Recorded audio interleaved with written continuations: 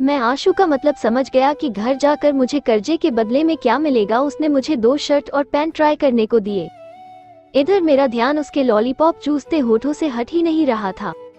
आशु भी समझ गई थी कि मैं क्या देख रहा हूँ। उसने जबरदस्ती मुझे ट्रायल रूम में धकेल दिया और शर्ट ट्राई करके दिखाने को कहा। मैंने पहले एक शर्ट और पैंट ट्राई करके आशु को दिखाई तो वो लॉलीपॉप चूसते हुए नोटी तरीक से बोली, हाय। अब मुझसे उसका ये रूप बर्दाश्त नहीं हो रहा था। मैंने इधर उधर देखा कि कोई हमें देख तो नहीं रहा और फिर आशु का हाथ पकड़कर उसे अंदर खींच लिया। आशु ने अपने मुंह से लॉलीपॉप निकाल दी और मैंने अपने दोनों हाथों से उसका चेहरा थामा और उसके गुलाबी होठों को चूम लिया। आशु के मुंह से मुझे स्ट्रॉबेरी की खुशबू आ रही थी। नाउ वी आर एवन, आशु ने मुस्कुराते हुए कहा। मैंने आशु के गाल पर प्यार से चपत लगाई और फिर वो मेरे गले लग गई। अपने कपड़े दुरुस्त कर हम दोनों बाहर आए। वो तो शुक्र है किसी ने हमें देखा नहीं।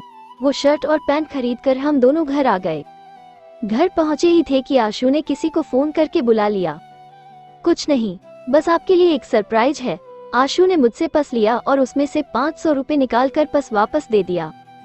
इतने में घर से फोन आ गया और सब ने बड़े बधाइयां दी और ऊपर से ताई जी ने शादी की भी बात छेड़ दी। जैसे तैसे उन्हें टालकर मैंने कॉल काटा कि दरवाजे पर दस्तक हुई। आशु ने खुद दरवाजा खोला और पैसे देकर कुछ बॉक्स जैसा ले लिया।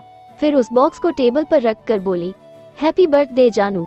उस बॉक्स में केक था और केक पर भी हैप्पी बर्थडे जानू लिखा था। मैंने कैंडल बुझाकर एक पीस काटा और आशु को खिलाया। आशु ने केक के ऊपर की क्रीम अपनी उंगली से निकाली और मेरे होठों पर लगा दी और उचक कर मेरी गोद में चढ़ कर मेरे होठों को चूसने लगी। केक का स्वाद अब मुझे आशु के मुंह से आ रहा था। थैंक यू जान, ये वाला बर्थडे सबसे बेस्ट था, मैंने सांसें यूं कंट्रोल करते हुए कहा। आशु उठी और मेरे पास आकर मेरे ऊपर चढ़कर लेट गई। हम घंटे भर तक ऐसे ही पड़े रहे और तब उठे जब पेट में गुर्र की आवाज आई। आशु ने कुछ खाने के लिए ऑर्डर किया और हम दोनों मुंह हाथ धोकर तैयार हो गए। आपकी नीतू का फोन आया था। मैं ये सुनकर थोड़ा हैरान हुआ क्योंकि वाकई में इतने महीनों में उन्होंने मुझे कोई कॉल या मैसेज नहीं किया था। मैं चुप रहा क्योंकि उससे मैं क्या कहता। यही दोस्ती होती है क्या? जब उनकी इज्जत उस ट्रेन के डिब्बे में खतरे में थी तब आप उनके साथ थे ना? उनके डाइवोर्स के वक्त में आप उनके साथ थे ना? उनके कारण ही आपका नाम कोर्ट केस में घसीटा गया और उन्हीं के कारण आपने वो जॉब छोड़ी और उन्होंने आज तक आपको कभी कॉल या मैसेज किया? वो तो बेंगलोर चली गई और वहाँ मजे कर रही हैं। ते देखो। ये कहते हुए आशु ने अपने फोन में उनकी फेसबुक प्रोफाइल दिखाई जिसमें वो कहीं घूमने गई थी और अपने दोस्तों के साथ चिल कर रही थी। जब इंसान का काम निकल जाता है तो वो उस इंसान को भूल जाता है जो उसके बुरे वक्त में उसके साथ था। आशु ने बहुत गंभीर होते हुए मुझे कहा। ऐसा लगा जैसे वो मुझे जिंदगी का पाठ पढ़ा रही हो।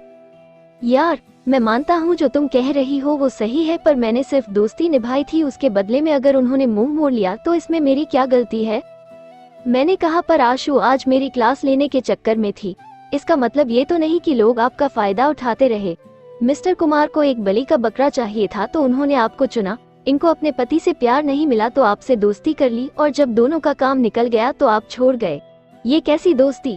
आशु की बात सुन मैं मुस्कुरा दिए और मेरी ये मुस्कुराहट देखते ही आशु पूछने लगी, आप क्यों मुस्कुरा रहे हो?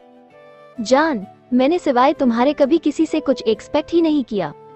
राखी, सुमन, नीतू सब जानती थी कि आज मेरा जन्मदिन है, पर मुझे इनके कॉल नहीं आने का जरा भी दुख नहीं। हाँ, तुमने जो कहा वो सही है और मैं मानता हूँ कि मैं लोगों की कुछ ज्यादा ही मदद कर देता हूँ, या ये कहूँ कि मैं उन्हें ना नहीं कह पाता। आज से मैं खुद को चेंज करूंगा और किसी की भी मदद करने से पहले देख लूंगा कि कहीं उसके चक्कर में मेरा नुकसान ना हो जाए। ये सुनकर तो जैसे आशु को लगा कि उसका पढ़ाया हुआ सबक मेरे पल्ले पड़ गया और वो खुश हो गई। तभी खाना आ गया और हमने पेट भर के खाया और शाम को मैं आशु को हॉस्टल छोड़ आया। कुछ दिन बीते और फिर पता चला कि कुमार की कंपनी बंद हो गई और मेरे 2 कलीग मोहित और प्रफुल्ल की जॉब छूट गई। प्रफुल्ल ने तो नई जॉब जुगाड़ से ढूंढ ली थी, पर मोहित के पास अब भी जॉब नहीं थी। मैंने अपनी कंपनी में बात की और सर से उसकी थोड़ी सिफारिश की और सर मान गए, पर उसे पोस्टिंग बरेली में मिली। फिर एक दिन पता चला कि सुमन की शादी तय हो गई है। शायद अब उसने मूव ऑन करने का तय किया था। उसकी शादी बड़े धूमधाम से हुई। पता नहीं, मुझे ऐसा लगा कि कहीं मेरे सामने जाने से सुमन का जख्म हरा न हो जाए। पर चूंकि शादी का बुलावा हमारे पूरे घर को गया था तो मजबूरन मुझे भी सबके साथ जाना ही पड़ा। अब सबके सब सबसे पहले मेरे घर आने वाले थे तो एक दिन पहले मुझे और आशु को मिलकर ढंग से सफाई करनी पड़ी। आशु की सारी चीजें मैंने उसे दे दी। उसकी टॉप्स, इयररिंग्स, कंघी, मंगलसूत्र, चूड़ियां, साड़ियां सब। पूरे घर को इस कदर साफ किया कि वहां आशु का एक डीएनए तक नहीं बचा। हाय, मेरे जिस्म की पूरी महक आपने भगा दी, आशु मुझे छेड़ते हुए बोली। मैंने आशु को बाहों में भरा और कहा, घर से ही गई है ना, मेरे जिस्म से तो तेरी महक नहीं गई ना। ये सुनकर आशु शर्मा गई और मेरे सीने में अपना सर छुपा लिया।